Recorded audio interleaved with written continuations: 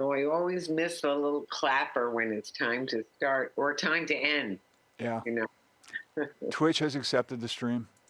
Mm-hmm. YouTube has accepted the stream. Facebook has accepted the stream.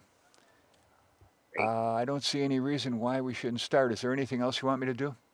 No, I think we're all set. I just want to remind you to put it on the Peace Center Okay, I Facebook. got to do that now. Yeah, that'll be great. And then it does live stream onto YouTube while it's taping, doesn't it? It does. Yeah, I was just telling Russell that because he wanted to watch the show, and I know uh, so did Felicia. Is it Felicia or Felicia? It goes by Felicia. Felicia Cruz. Okay, great. No, because our Alicia But goes. you will. Yeah. Yeah, you'll have to ask her directly. I just assume because I hear other people say it. Oh, okay, sure. No, I do ask people a lot of times. Anyway, good to know.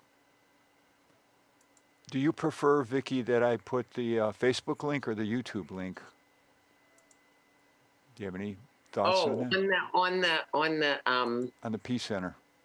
On the Peace Center, yeah, the YouTube link would be great. I never thought of that. Okay, I can do that. Do it that way.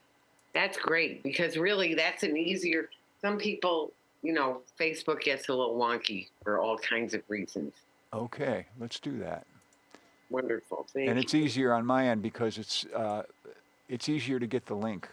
YouTube is more user friendly. I am not surprised. Don't get me started. Yeah.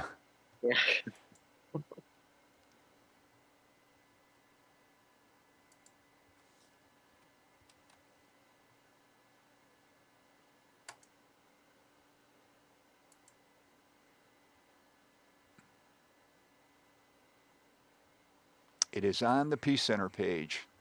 Anything else you want me to do? No, I think we're all set. Okay. Okay. All right. When the timer says on the air, you are on the air, okay? Wonderful. Thanks so much, Richard. Okay.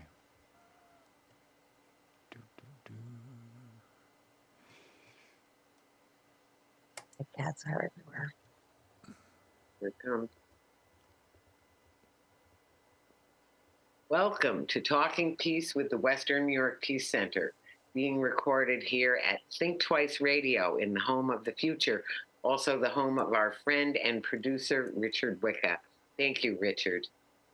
And thank you to our friends at WBNY, Buffalo's original alternative radio station, 91.3 FM, with our great producer over there, Greg Harvey. Thank you, Greg. Thank you, WBNY. Thank you, Buff State University. We appreciate you all. And when I think of thankfulness, I do think of our Indigenous friends and really all BIPOC people, Black, Indigenous, and people of color, or anyone, many people who have been oppressed in different ways, that so often people who are, no matter what kind of hardships people may have had, that they understand the importance of thankfulness. So the Indigenous people, in spite of the fact, and I want to acknowledge the fact that we are on stolen Haudenosaunee land,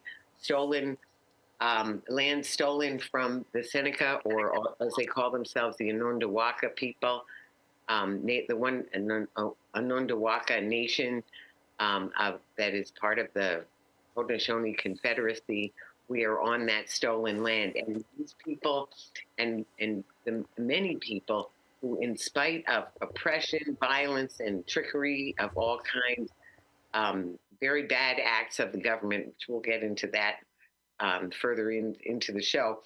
But in spite of that people still feel it's so important, thankfulness. And so the Haudenosaunee start all of their events with what they call the words that come before all else, also known as the Thanksgiving address, when they start out by thanking the people who make the gathering possible, thanking Mother Earth for giving us everything that we need for a good life here on this planet, thankful for the waters, the living waters, Mini-Wachoni, water is life, thankful for all of the wonderful plants, the traditional, the medicinal and the nutritional plants and the knowers of the plants. So important for us and for all the creation, for all the animals, the swimming, crawling, four-legged, and flying creatures that add so much beauty and wonder and really, again, making life possible in this world. And then for the sky world, so many elements. Oh, and I didn't mention the trees, so important, the trees, with the maple being the leader of the trees, the first offering the first fruits with the sap, the first awakening of spring. And the trees give us so much in every way, the very air we breathe, as well as holding the earth together, and so much beauty and utility and just everything that we can be grateful for the trees and grateful for the sun, brother sun, that without fire, without the sun, again, life itself would not continue unless, the sun continues as originally instructed. And Grandmother Moon, who does so much for our women, for the monthly cycles and tides and everything, and of course the Creator and the love that animates it all. And so then they say Yahweh, and the people say no. So all of our, so I want to say Yahweh. Yeah. Thank you so much. Thank you so much. So we have a very special show today with a very special guest. So guest, friend of the show, though, and just friend of the Western New York Peace Center, and of anybody who wants a really healthy, happy, beloved community, of peace and justice and love. So I want to introduce Eri Alvarado. Eri, thank you for coming. We're so excited that you're here because we have a big event coming up that we'll be talking about, but I know that you will not make it and you would be one of our main speakers. But since you'll be gone, we thought, well, let's have you on the show tonight. Well, thank you for having me. I appreciate you giving me the platform, especially at during these times. Well, there's a lot to talk about, and especially on the topic that we're going to talk about, which is, there's a lot of pieces to it. I think I want to call it very simply, and I think I called the show by this, is Stop Government-Sponsored Violence. So government-sponsored violence it's not the only violence, it's not the only bad violence, but it's a terrible, terrible scourge for all of us, and it's certainly getting worse. It's always been very bad for many people. We just talked about our indigenous friends, the enslaved people, Black people who were dragged here, if they even made it over the Middle Passage, and all the suffering, all the racism, all the enslaving of people, all the suffering that people have done. So government-sponsored violence through, and sometimes through making what should be illegal or has been illegal, making it legal by changing the laws. So our topic today is government-sponsored violence. And our topic today is our campaign, which is got a lot of pieces to it. It's Stop U.S. Military Aggression. It is the National Day of Action, actually, this Saturday, the 17th. So for those of you who are hearing this on Monday, that particular event will be done, but there's a whole slew of events coming after that. But the National Day of Action for No War on Venezuela is Saturday, the 17th. And then also Stop Government-Sponsored Violence. So that's what we're talking about. And so let me fully introduce our guest here, our very special guest, because we rarely are doing a show with just one guest. And I want to say we're so grateful that you could make it in spite of the fact that you're leaving shortly for overseas, just for, a short trip. I know you. Well, thank you for having me. Yeah, I'm visiting the Dominican Republic. Right. Right now the times are very unrestful, especially in the Caribbean, because of one of the topics that we are actually speaking on, which is the military intervention of the U.S. using military bases in the Caribbean in order for them to intervene in these other countries. So I'm And trying to make it. I want to finish introducing you though too, because I want people to know that you started El Barrio Caribe. I think I I'm saying did. it right? El Barrio Yes. Caribe. You're founding and leading that, which is so important about building solidarity and familiarity. In every side of it. About the Caribbean, the peoples of the Caribbean. And Right. and you are a veteran and you are a wonderful activist. You are very knowledgeable political community activist with your adorable kitty cat there. We have Look, extra guests. I'm yes, sorry, they won't let me alone. yes, we love to have extra guests, especially children and animals are always welcome. Well, we Always. have 9 that will make an appearance. So Oh, good. Well, keep putting them right out there. Mine is over there somewhere. But and then another one up there somewhere.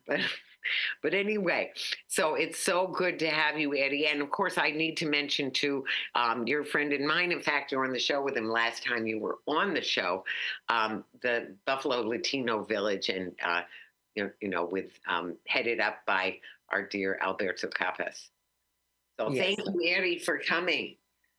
Thank you so much. Yes, El Barrio Caribe brings Dominican culture to Western New York and showcases it through education, workshops, events. We're trying to make sure that our culture can also be felt, and we are also activists for our people because everything around the world is political.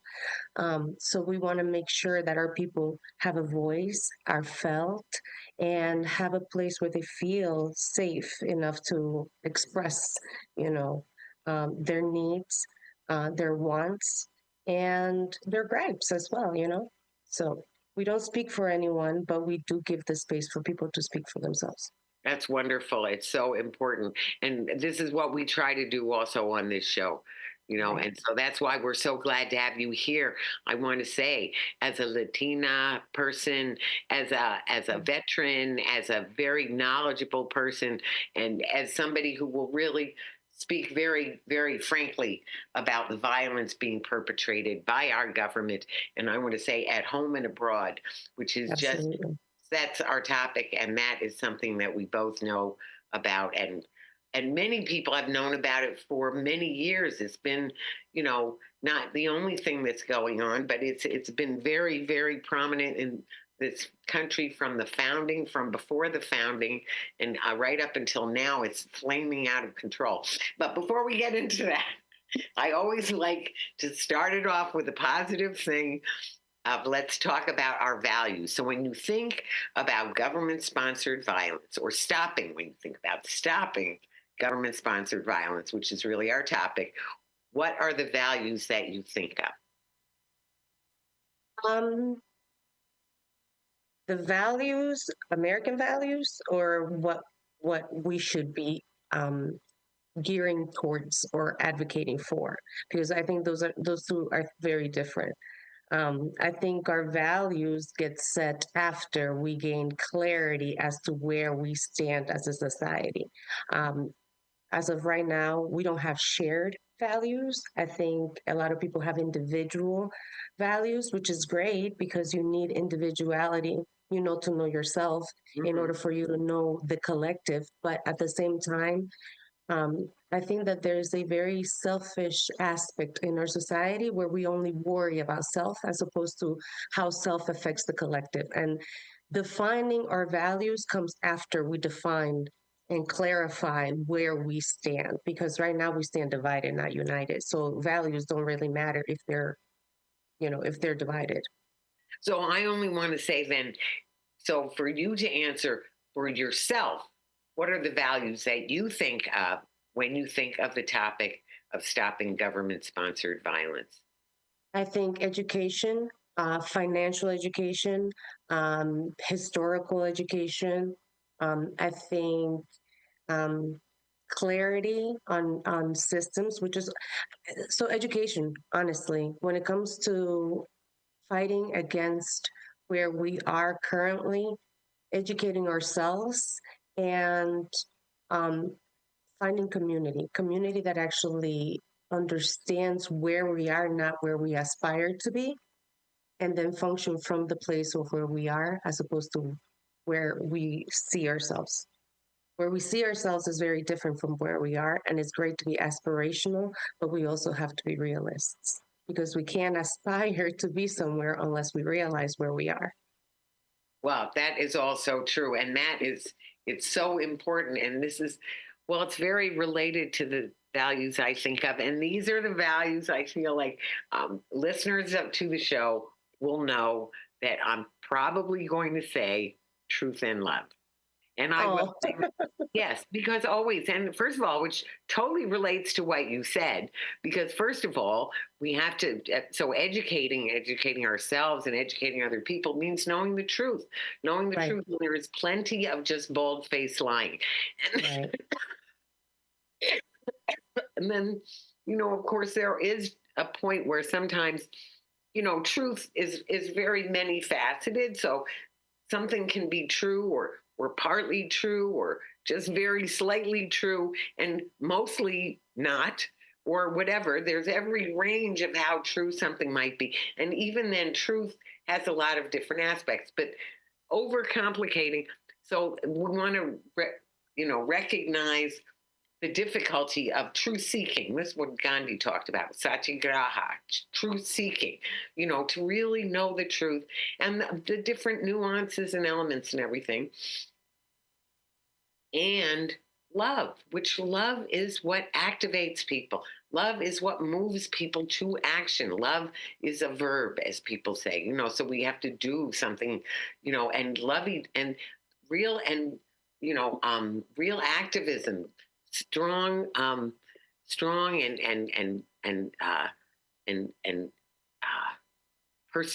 persevering activism requires that love. It is that great love that causes people like Gandhi, like Reverend Dr. King, like, which of course his birthday is coming right up. There's a celebration, day after day. Tomorrow, Thursday, the 15th, there's a celebration. There's on Sunday, there's a celebration. On Monday, of course, there's the day of service and remembrance. So there's all kinds of, and of course, by the way, I can't help mentioning that the Western New York Peace Center was one of the first of the chapters of Dr. King's Clergy and Laity Concerned. So his views about war and peace, about, how the bombs over there are exploding over here, all of that, we can get into that. That is very much, and it was great love that made him, and makes his daughter, Bernice King, or, any activism comes from that place of love, because if we care about each other, we have to care about what's happening. And when people talk about politics, I always say politics is just that which affects the many. And so if you care about people, you have to care about politics. And I do remember, when we just have to. And especially in this day and time, it's makes me think of, the saying, you can't be neutral on a moving train, right? Exactly. You're on it or you're not on it. That's all. That's, that was Howard Zinn who said that, I think. Neutrality is consent. Yes, right. And silence is complicity, right? Yes. Just absolutely. So those are so truth and love. I think about truth and love a lot because Reverend Dr. King said, I believe that unarmed truth and unconditional love will have the final word in reality. That is why good toughly defeated is stronger than evil triumphant. So that is what we're looking at right now. And so on that note, that's something about values. And you're so right that we have to have our individual values. We have to be honest about what they are. We have to be realistic about where we are and what's happening. So let's start with that. What is happening? A lot of violence. Yeah. A lot of violence. But, I think that the United States, as we have seen for the past, I think, 8 years, uses civility as moral abuse. Um, so we demand civility of our citizens while we inflict insurmountable violence on them. And what it tells us, the message that is sending is that violence is okay when it's state sanctioned, but it is never okay when it is to defend you as a citizen. So then it brings me to the second topic of if our Second Amendment is for us to protect ourselves from a government that becomes tyrannical, then the very people who are causing the violence right now are those who advocated for the Second Amendment so vehemently, are now the perpetrators. What it tells us is that not only are we not following our Constitution, not only do we not care about the rule of law, but we are now to the point where we are incentivizing thuggery out on the streets as long as it's the government that is doing it. Because a couple of years ago, when these riots over the death of citizens were going on, which it was first peaceful protesting that turned into riots because of, once again, the police coming in and instigating citizens.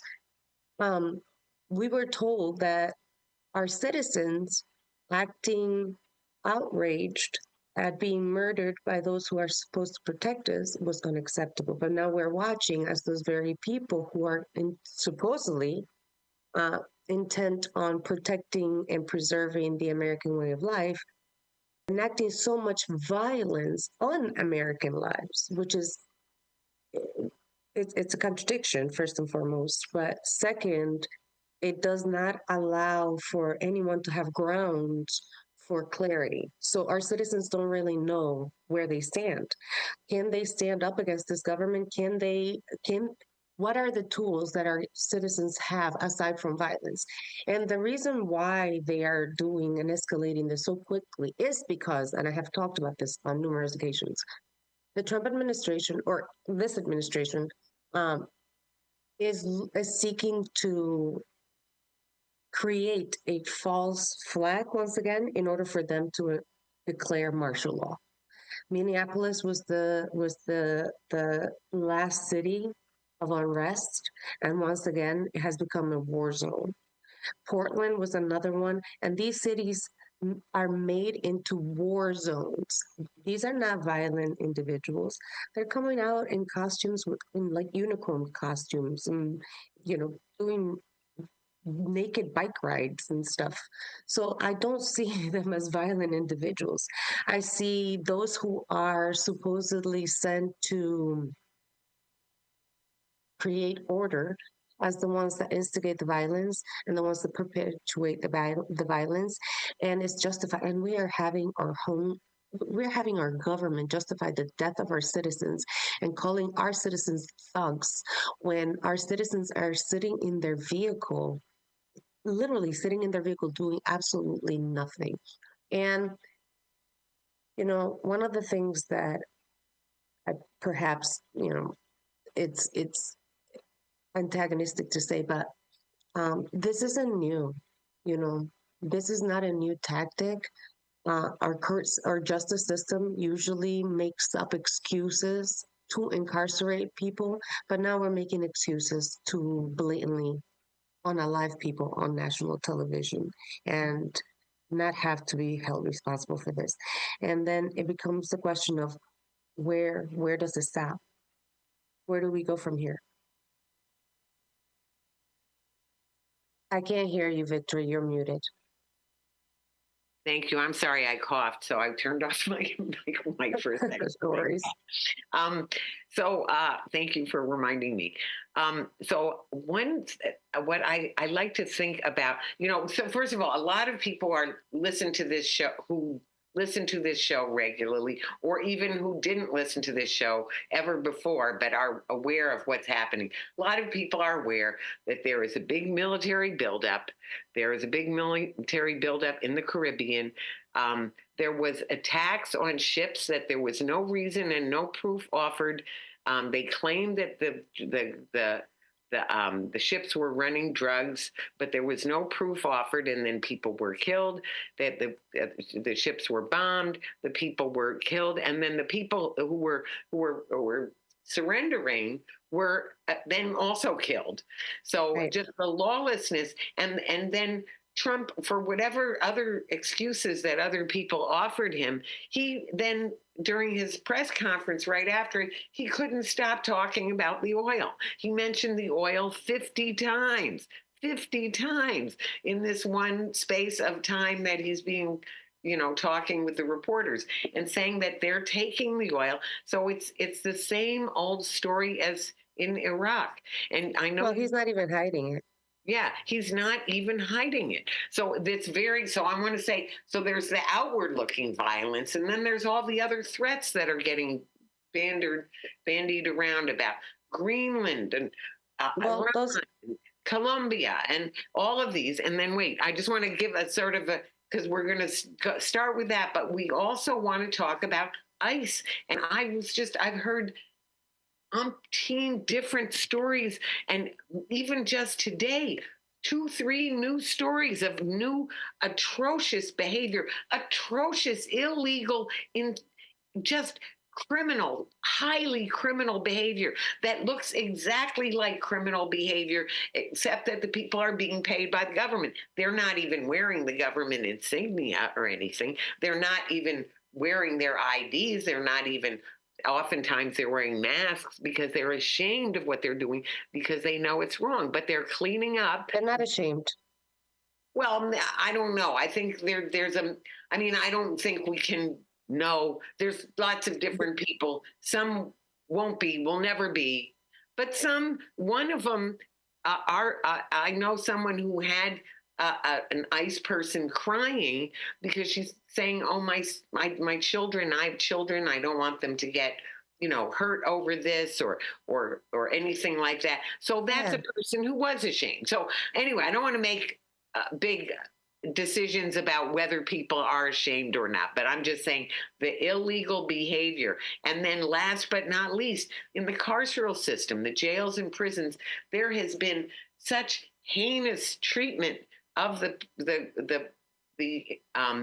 incarcerated people that includes when Robert Brooks was beaten to death, senseless, beaten. You can see that he is practically lifeless, and they continued beating him. And there's like 10 different people walking back and forth, nobody's blinking an eye, nothing unusual here, nothing to notice here, nobody objecting, nobody asking, nobody questioning. So that is government-sponsored violence, and that is what we're talking about.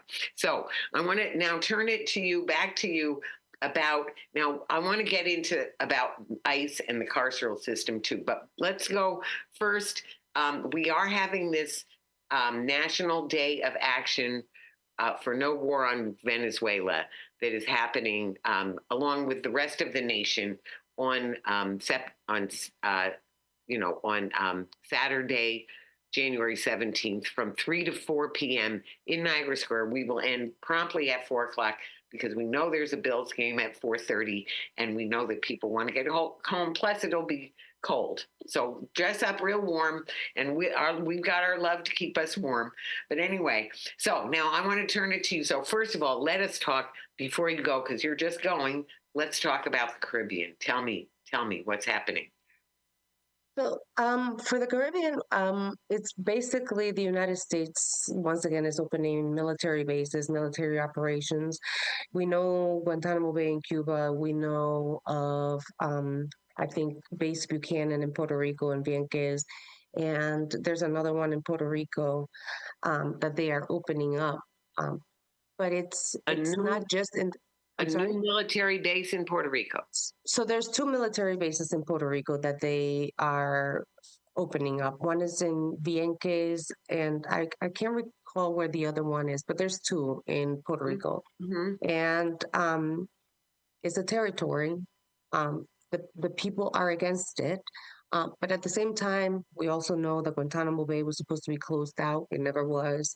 Right. We also have special military operations in the Dominican Republic.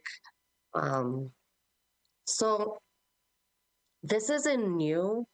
The issue is that we are taking the focus from the Middle East now to South America, and we seem to be fighting multiple wars at once.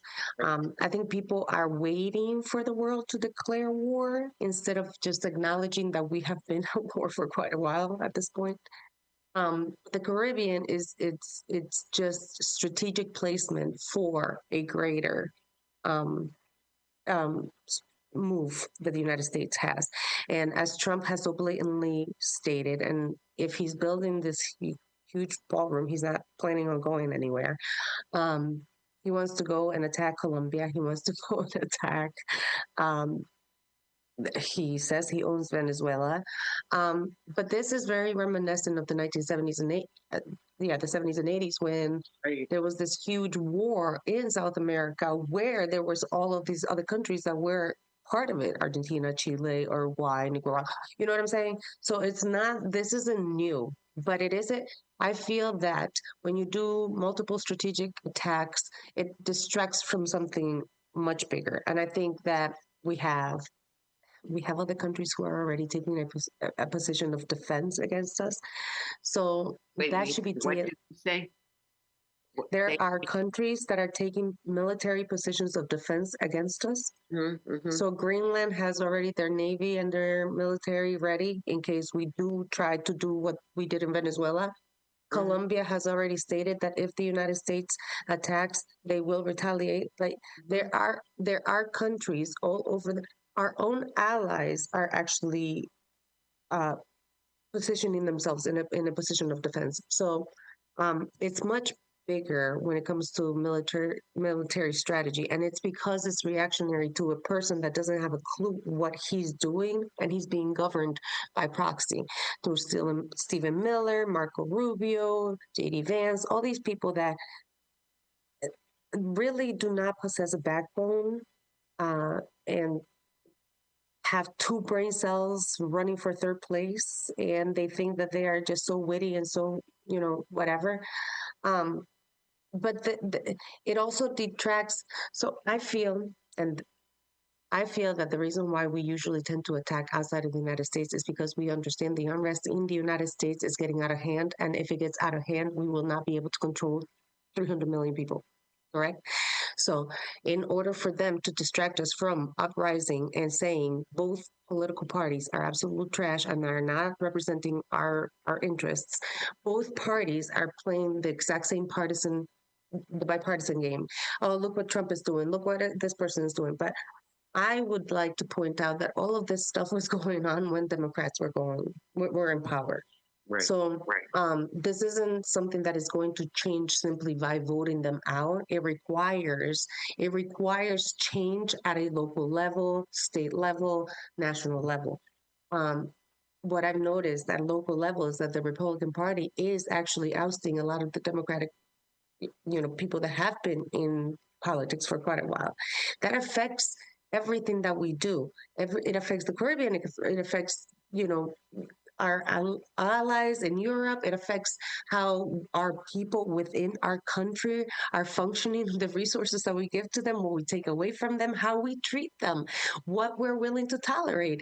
Where are people mentally? Are they able to uprise if there were to be, such a subjugation that, people are starving out on the streets?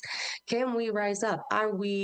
They have kept people so subjugated and so in need and depleted that we are focusing all of our attention on the outside to take away from the fact that we are in a revolution in this country as well. This is a civil war as well as a world war. Like we are at a two-war fork right now, in my opinion. So one of the things that I always need to bring out is, that as I just quoted it, the Reverend Dr. King said, the bombs over there are exploding over here. Well, Right. Of course, the only people who are really benefiting, besides the fact that there's a lot of corruption and people, Trump's, his net worth is going up by billions and he's just Right. away and taking school lunches away from kiddos to give tax breaks to billionaires is just the most just heinous. awful things that are going on. But I want to say that the war profiteers, the arms merchants, are making money like mad. Because the thing is, if you don't explode your bombs, then you're not buying new bombs. So there's all of this. Now they want to even increase this man has the nuclear codes, but anyway, I don't want to get, so there's all this distraction. So, it's the problem. I'm a wartime president. This is what they always do. I'm a wartime president. We have had the legal paperwork in place since 9/11, where that was, I'm going to say, we've talked about this and we won't get into the weeds too much about exactly what happened at 9/11, but I want to say that it's very problematic. But what it did do, first of all, the project for the New American Century had already been proposed, and it said, oh, gee, if there was a big national disaster, then, it would give us an excuse to make all these laws, clamp down on people's civil liberties and all these other things that they went ahead and did. And then that has been renewed, and the Patriot Act has been renewed, all of that has been renewed. And with that money that is a crime, as even Eisenhower, who was a military man, said that every aircraft carrier is a crime against every hungry family. He gave a whole speech about how wrong it was and how much those resources are needed for people and for our needs, for the world, for especially with the climate catastrophe that we have going on. But no, they use it for that. And then meanwhile, it's lining the pockets. And meanwhile, then we don't have the need that we have.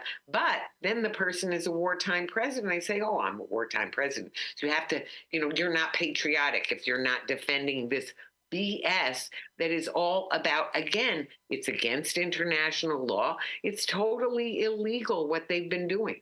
So that is and one more thing is the budget, that every time it is bigger, and then they can only make it bigger than it was before. So not only the request goes in as bigger than before, and then when Congress looks at it, they make it bigger, and Senate makes it even still bigger, and then the executive makes it even still bigger because they can never make it bigger enough. And now Trump is asking for half again as much, which is already as much as, it's 40% of all the world's expenditure. It's as much as the next 10 countries put together what they spend on their military. So we're way outspending on the military, but just for that, all of that manipulation. So financial abuse. What? It's called financial abuse. Financial abuse, absolutely. So there's that, and then there's also ICE. I just want to get into that topic of ICE and then about the carceral system. So ICE, I was just being told and described to me that there was a car, there was a quick arrest, people were taken. I think it was 2 people that were taken. And when they saw the car had all the windows smashed in.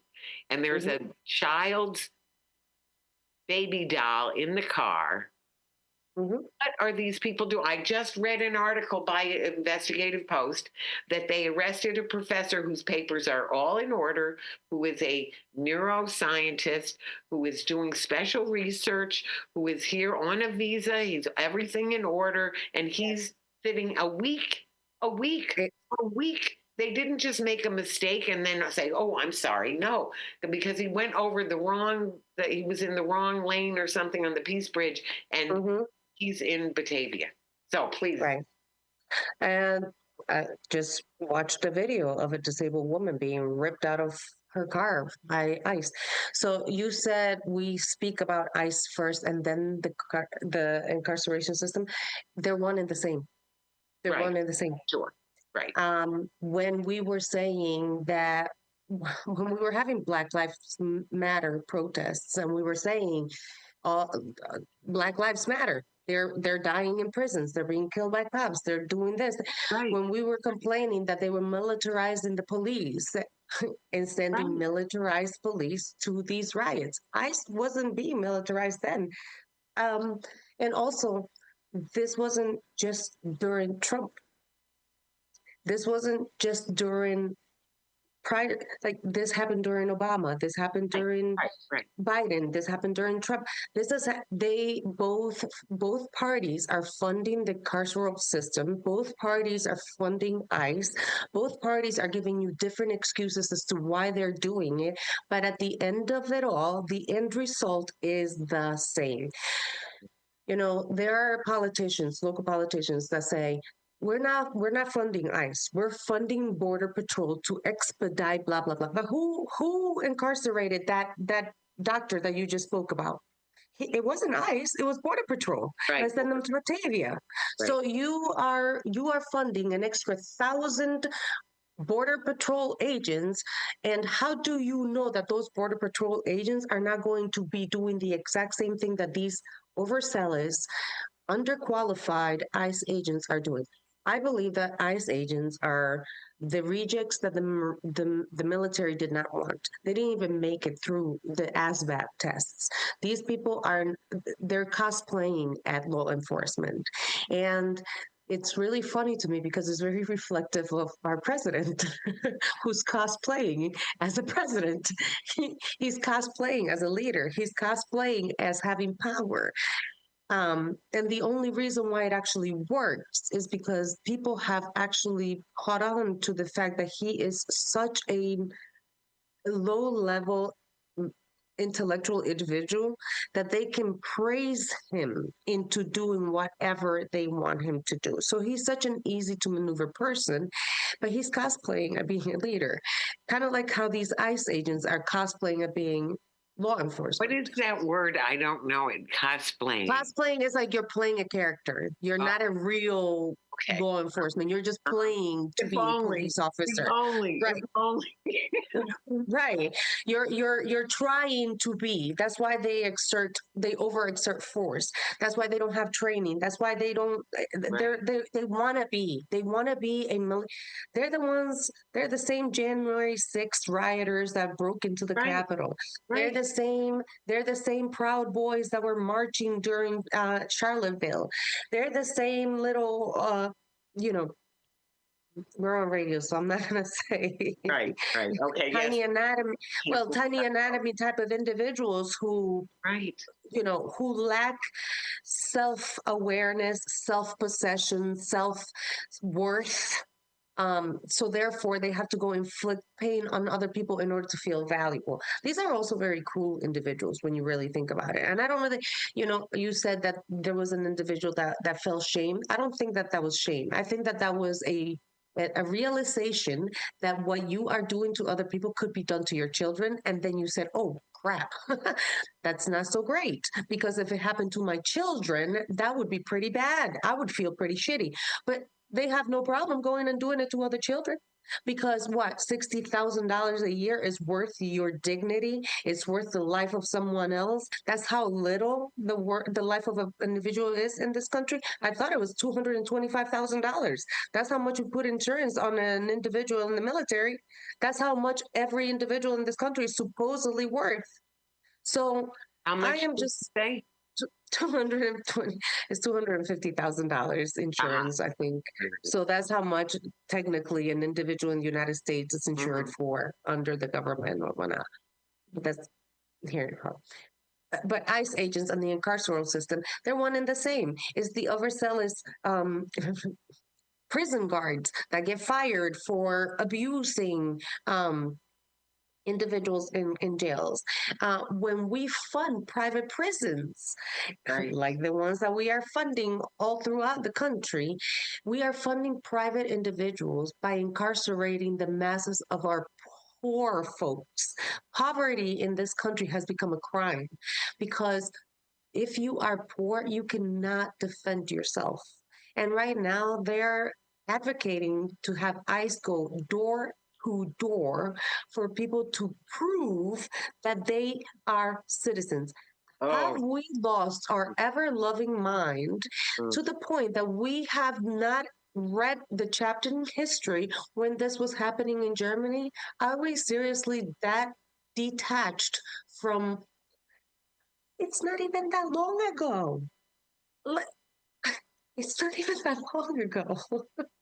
No, I it's do not. Well, I mean, personally. you could don't get me started talking about my dad because that can go on for a while. But because he was in Nazi Germany and he um, was not putting up with it, he had to leave as a 15-year-old in 1933 because he refused to say Heil Hitler in front of his whole school and all this sort of thing.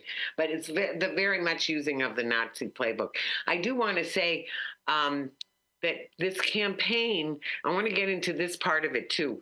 This campaign, there's a whole series of events with short or longer teach-ins and various uh, protests or vigils in front of some of our elected officials' offices, especially around the federal officials, because they are at a lot of this is happening at the federal level, although not only, as you said, very much so. There's very local problems. So I want to hear those names as well. But first of all, so this stop U.S. military aggression is about all those areas. So Venezuela and then all the other ones. And there's a long history of our military aggression, and there's a lot of threats out there right now. And then on Tuesday, January 20th at 2 p.m., there is a walkout. This is led by the Women's March.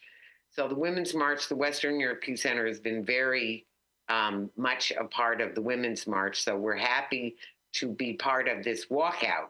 So it's called the Free America Walkout. It's at 2 o'clock. So maybe you want to leave at 1:30 or maybe leave at 2, but come join us in Niagara Square. We'll just be there. I think it'll only be an hour, maybe an hour and a half. Again, it'll be likely to be cold. It's January in Buffalo, so dress warm. But this walkout, and then 2 days later, on the 22nd, we have a gathering at 10:30 at the Western New York Peace Center with a brief half-hour teach-in, and then we're going to go to Nick Langworthy's office in Williamsville. So we'll be, on Main Street there near his office to just make it known. He voted wrong. He voted against the War Powers Act about Venezuela. And this is a crime. It's criminal behavior to be supporting criminal behavior. That's what we know. So, and then there's a whole slew from there. There's that on the 22nd, then on the 26th, the Latin American Solidarity Committee has a peace action teach-in that will include students, professors, the president of Peace Action New York State, who is also the co-chair, Jim Anderson, friend of the show, who is also the co-chair of Peace Action National. He'll be at that coffee house at 7 p.m. at Canisius University in the Science Hall. So there's a whole slew. If you look at the Peace Center's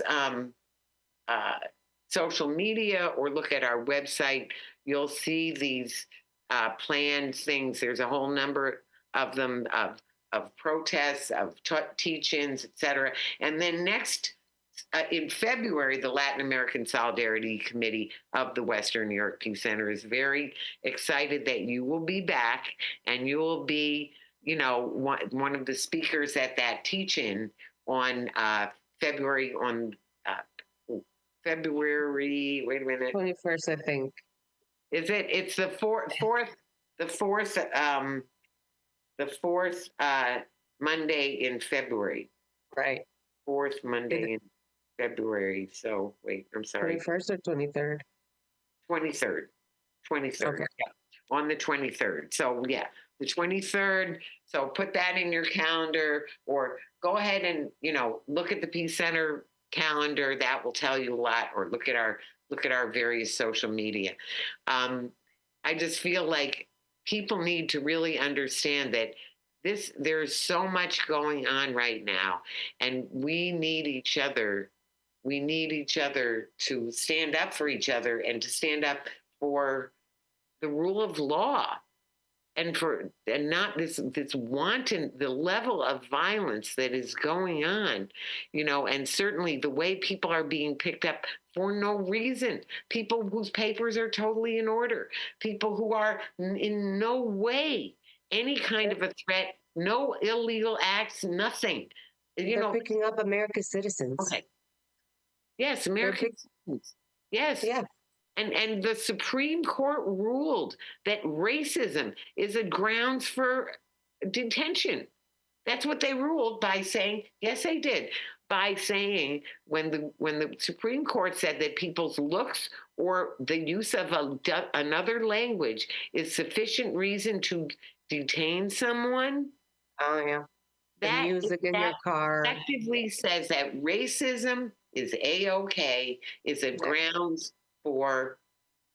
Well, so I just heard that they have ICE has detained 5 indigenous folks in Minnesota. So it's and I also read that they were told, or someone's experience was that they heard ICE said, I don't care if they say they're American citizens, pick them up if they're brown. That's what one of the videos says. Although, you got to take a lot of this stuff with a grain of salt. I do actually believe that they say this stuff because I also watched another video where this young man was being detained by ICE and the ICE agent screaming in his face saying, didn't you guys learn anything from the last week? And that's a threat, but once again, we are at the point where our justice system is not working for the citizens. It's working for businesses. It's working for the administration. It's working to inhibit and take away people's rights. So who do you turn to when your very government, the one that is supposed to protect you, is the one that's inflicting all the pain, inflicting the oppression, and inflicting, the one that's doing the damage? As well as it's very scary to live in these times because living in the United States, you have to realize the power that we hold as a collective, but we also the power that we hold as a country. We have been promoted around the world as the country that brings peace and regulates how the world functions. Yes, it's through capitalism, which it's a failing system. Obviously, that's why we find ourselves in fascism. Right. But the way that we stand in the world and the way that we have stood in the world will determine how our citizens will be treated moving forward. I don't think that people realize that what we have inflicted on other countries has the potential of being our reality as well. And I wish that people, sorry, my cat is screaming in my ear. I wish that people would understand that the power that we hold isn't just in holding our phones up and recording these instances. Yes, it's wonderful, but the only time that ICE has actually left these communities is when people show up in so many numbers that ICE feels outnumbered and threatened. Otherwise, all you have is them threatening citizens. And also, this is a tactic. This is a tactic. The reason why they are arresting and so violently treating these individuals, even though they are American citizens, is because you want to silence dissenters. Dissenters are usually silenced through, ostracizing, yada, yada, systemic. However, when you want to silence real dissenters that are showing up in droves, in masses, what do? You start arresting them. You start beating them up. You start inflicting violence. And then it becomes like, oh, I don't want to be out there because I don't want to be beat up. I don't want to be arrested. I don't want to be part of that melee. I don't want to have a record. I don't X, Y, Z. So it inflicts a different sense of fear. People are staying in their homes in Minneapolis. They're not leaving their homes. They're asking people to deliver food to them. Their schools have been canceled because daycares have been canceled. Parents that can't go to work. It literally sounds like a war zone for these folks. And that's done purposely because that fear of going out in the streets is literally how you maintain the power over people. You keep them in their homes, they're not uprising against what you are doing to them. And then you can actually do more, do worse, and it just silences them more. Fear is a very strong deterrent. Well, I have to mention one of the things I like to mention, and I think this Fear Inc. Fear Inc. being all the Yeah. efforts to control, intimidate, incarcerate, and even kill. So it includes the military, everything at the end of a gun, right? The military, the police, the carceral system, the ICE, the contractors, you name it, the government sponsored violence that comes. And of course, government is meant to help the people and is actually functions to help us, share resources, get things done that take more resources and band our resources together to accomplish things, to take care of each other and all that. That's what government is for. However, power, it's the old power corrupts and absolute power corrupts absolutely. And then when these, this corrupt and fascist regime is going on and ignoring the rule of law in every sphere, and all the lying, oh my God, there's just Well, a lot to do. Go ahead. so, at one point in the 70s, the 80s, well, 60s, 70s, 80s, even the 90s, every time that there's this uprising in violence, the only thing that tempers down the government's unrestricted control tactics is usually citizens who arm themselves and show up at the front line. And because you have 300, well, I don't know how many children there are in our 380 million populace, but I think that 20,000 ICE agents would think twice about inflicting violence if millions of Americans actually took the Second Amendment seriously. You don't have to use a bullet, but you actually do have to show up how they show up. Well, and what I want to say, and actually we're coming around towards the end of the show, is that I'm reading a wonderful book by Erica Chenoweth, and I highly recommend it, called Civil Resistance.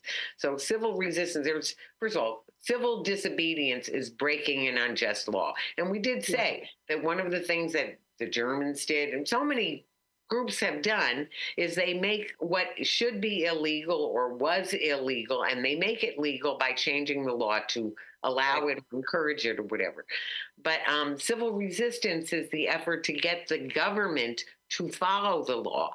And the Supremacy Clause, it was just mentioned recently to me, but in another connection, the Supremacy Clause says that all of our international agreements and treaties are the supreme law of the land of equal force with the Constitution.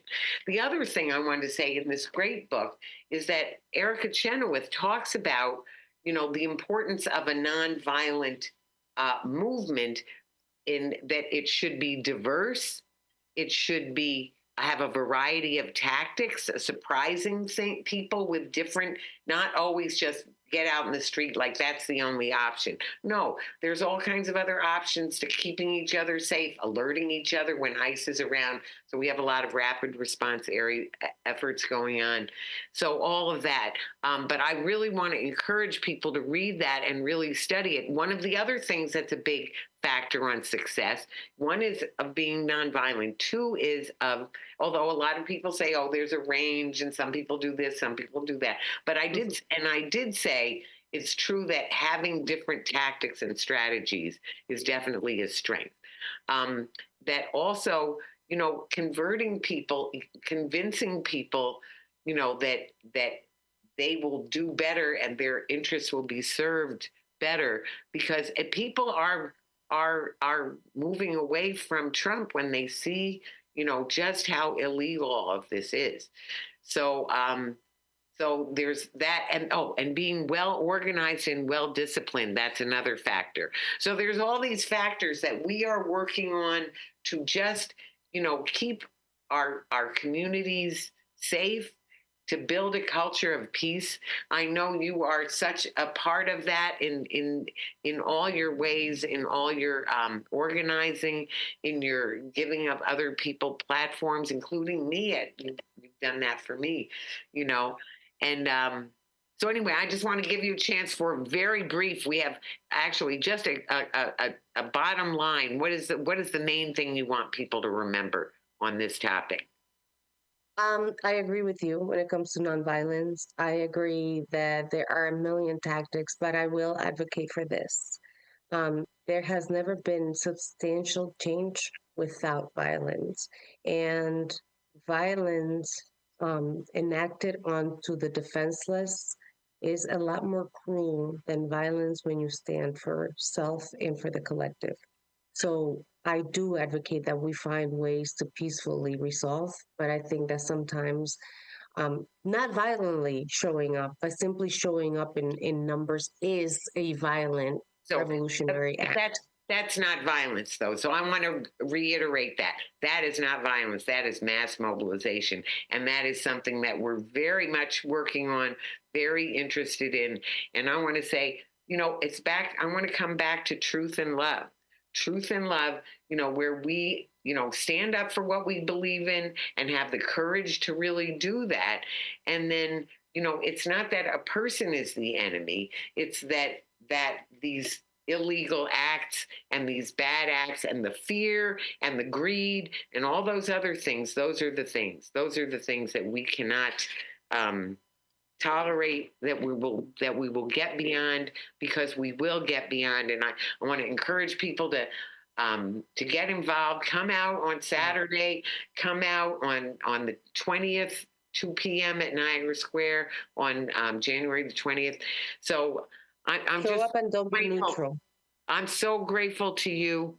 I really, Artie, it's so kind of you, Eddie, to come to right before you're going on your trip and everything. So we're grateful. More to follow. So just thank you for all your sharing and all your thoughts, and I just Thank got you to for say, having me. oh, thank you. So this is Talking Peace, and together we've been talking peace in truth and love. Thank